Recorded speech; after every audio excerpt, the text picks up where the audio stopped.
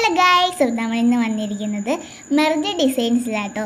എനിക്ക് ഡാൻസിൻ്റെ ഒരു അസൈൻമെൻറ്റിന് കുറച്ച് ഫോട്ടോസൊക്കെ പ്രിൻ്റ് എടുക്കണമായിരുന്നു. അതിനാണ് നമ്മളിന്നിവിടെ വന്നത്. ഈ ചേട്ടൻ്റെ അടുത്താണ് ഞാൻ വന്നിരുന്നത്. ഈ ചേട്ടൻ്റെ പേര് മുകേഷ് ചേട്ടൻ എന്നാട്ടോ. അപ്പോൾ ഈ ചേട്ടനാണ് എനിക്ക് പ്രിൻ്റ് എടുത്ത് തന്നത്. ഞങ്ങൾ രാത്രിയായിട്ടോ പോയത്. അപ്പോൾ ഈ ചേട്ടൻ രാത്രിയും ഈ ഷോപ്പ് തുറന്നിരിപ്പുണ്ടായിരുന്നു. അപ്പം ചേട്ടൻ പെട്ടെന്ന് തന്നെ എനിക്ക് ഈ ഫോട്ടോസൊക്കെ പ്രിൻ്റ് എടുത്ത് തന്നു. ഈ ചേട്ടൻ എനിക്ക് മുമ്പേയും ഇങ്ങനത്തെ ഓരോ വർക്കൊക്കെ ചെയ്തു തന്നെയാണ്. എൻ്റെ അരങ്ങേറ്റത്തിൻ്റെ ഫ്ലെക്സൊക്കെ ഈ ചേട്ടനാണ് ചെയ്തു തന്നത്. അപ്പം നാളെ ഡാൻസ് സ്കൂളിലെ എക്സാം ആട്ടോ, പ്രാക്ടിക്കൽ എക്സാമാണ്. അപ്പം അതിൻ്റെ ഭാഗമായിട്ട് എനിക്കൊരു അസൈൻമെൻറ്റും കൊടുക്കണം. അതിനാണ് നമ്മളിവിടെ പ്രിൻ്റ് എടുക്കാൻ വന്നത്. അങ്ങനെ എനിക്ക് ചേട്ടൻ പ്രിൻ്റൊക്കെ എടുത്ത് തന്നു. പിന്നെ ഒരെണ്ണം കൂടെ ഉണ്ടായിരുന്നു തരാം. അങ്ങനെ അതും തന്നു കേട്ടോ. അങ്ങനെ ഞാൻ ഈ ഫോട്ടോസൊക്കെ നിങ്ങൾക്ക് കാണിച്ചു തരാം.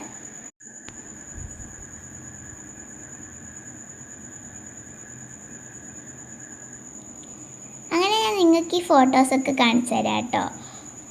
അപ്പോൾ നമുക്ക് ഈ ഫോട്ടോസൊക്കെ കാണാം. ഇത് നടരാജ വിഗ്രഹം കേട്ടോ. ഇത് നടരാജൻ്റെ ഫോട്ടോയാണ്. പിന്നെ നമ്മളിന്ന് ചിലപ്പതികാരം എന്ന് പറഞ്ഞ സ്റ്റോറിയുടെ ഫോട്ടോസാണ് കാണാൻ പോകുന്നത്. ഇത് നല്ല ഈ ഫുൾ സ്റ്റോറി ഉണ്ട് കേട്ടോ. ഇത് വലിയൊരു സ്റ്റോറിയാണ്.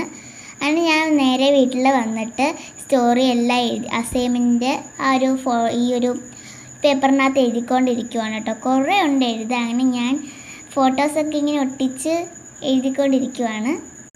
തമിഴ് ഇതിഹാസ കാവ്യമായ ചിലപ്പതികാരത്തിലെ വീരനായികയാണ് കണ്ണകി.